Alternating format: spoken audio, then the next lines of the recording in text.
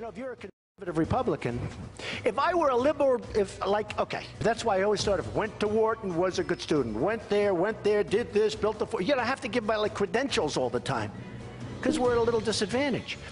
But you look at the nuclear deal. We had our beautiful Marine standing there. Bing, bing, bing, bing. We got him back. Bing, bing, bong, bong, bing, bing, bing. You know what that is, right? Bing, bing. I love it. You don't know what that is. Remember in 2015 and 2016 when we used to be shocked, amazed even, by incoherent, meandering, almost incomprehensible speeches by then candidate Donald Trump? Well, it is now 2017, and grammatically incorrect sentences and hard-to-follow monologues are a daily national occurrence. But this week, with Trump giving an interview to the paper he loves to hate, the New York Times, we got bombshells, the president slamming his own attorney general, threatening the special prosecutor, and dismissing his dinner chat with Vladimir Putin. And we also got more examples of his bizarre word usage, like this comment on healthcare. We have some meetings scheduled today. I think we have 6 people who are really sort of okay. They're all good people. We don't have bad people. I know the bad people. Believe me. Do I know bad people? That was about healthcare. And with me now are 2 guests I hope will help me translate Donald Trump for our viewers. Actor, award-winning fabulous actor Ron Perlman, author of the memoir Easy Street, The Hard Way, and Columbia University linguistics professor and my personal favorite linguistics professor, John McWhorter, author of Words on the Move. Okay, this is like a dream panel for me because you know, maybe it is elitism, and I'll start with you on this, John McWhorter, to be weirded out by kind of the way Donald Trump speaks. But it does strike me that when I try to read what he's saying, it's very hard to understand it in print. Yes. Yeah. Right? Yeah, it's partly that the way he talks is very oral, and so it's not designed to be read. It's not something anybody would write. Right. And the truth is, I mean, as disgusted by him in many ways as I am, the truth is that a lot of us sound a lot more like him than we would think, even on TV shows like this. Yeah. Context means a lot. He's not a careful speaker. He's just an ordinary barstool speaker. And maybe that's why, because as an actor, you know, Ron, you're called upon to, you know, step outside of who you are and become someone else, right? Have you ever encountered a character like Donald Trump? This is him talking in the New York Times. I'm going to read one more. Maybe I'll have you read it. I think I should have you read it. Read this one, number 3. We're going to let you take advantage of your word stylings if you have your glasses on. I do not have my glasses. You don't have your glasses. All right, I'll read it to you. I've had the best reviews on foreign land.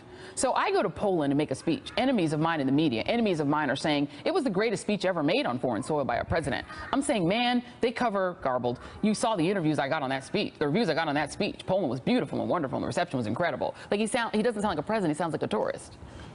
I just wish more of it were garbled, because it may as well all be garbled. I mean, you know, it's like because there's zero coherence to any of it. No. Yeah, but is he an everyman or is he an elite man? I mean, this guy, he brags that he went to the best schools. He went to elite schools. He went to a private military school.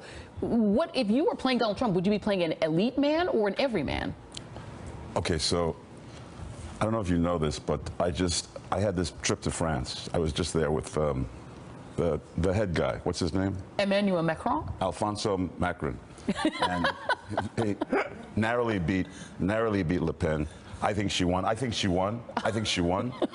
But I mean, look, you know, who knows? Anyway, Macron, great guy. Never knew he was a great guy. He's French. Never knew he was a great guy. He has a very hot wife. We're talking, and you know, all my properties, I have this dessert. It's called the éclair. It's phenomenal. It has everything. It's like long. It's a little, you know, the shape of it is very, very, you know what I'm saying. And so, and it has this chocolate on the top, and then there's something in the middle of it. I don't know what it is, but it's. Joy, I don't know if you know this, but anyway, I'm talking with my new friend Alfonso Macron, and Alfonso says to me, the éclair. The éclair. And I didn't realize this, but we have Napoleon to thank for the éclair. That's it. The éclair is named after Napoleon. I think you're our next president of the United States. Well, I am running in 2020. You should, because I mean that is obviously very enticing to a lot of people. There was recently a Quinnipiac poll, John. A Quinnipiac poll. Is Trump level-headed? Nah. 65% say absolutely not. Is Trump honest? Nah, man. 59% say he is not honest. But is Trump intelligent? Yep.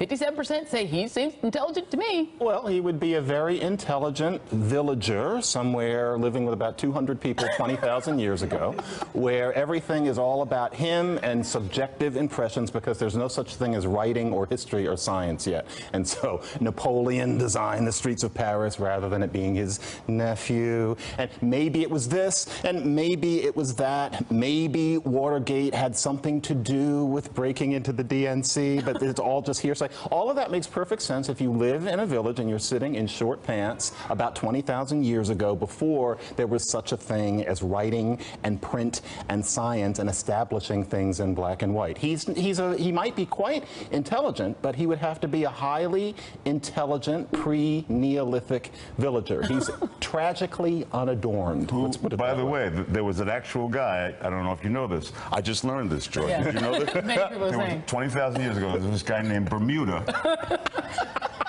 He was wearing shorts. You see where I'm going with this?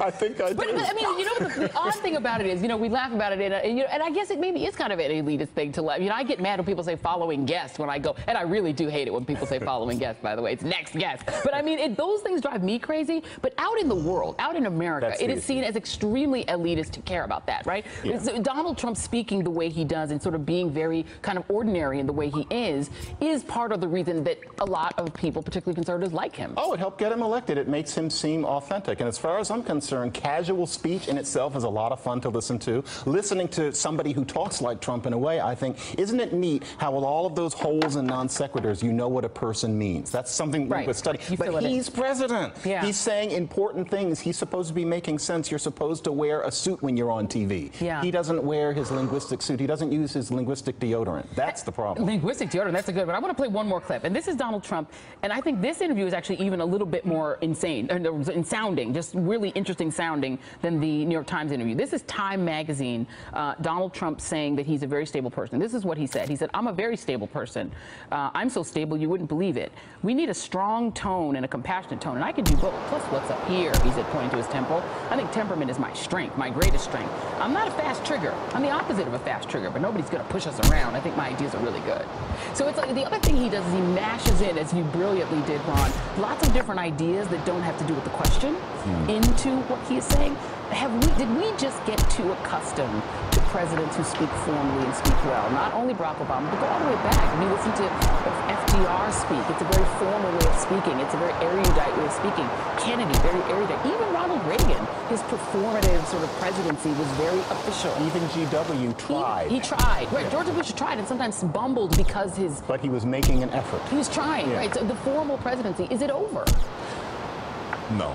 It's just temporarily on pause. Yeah. And I mean, I thank God that there's a standard that is under a siege. It's under assault, and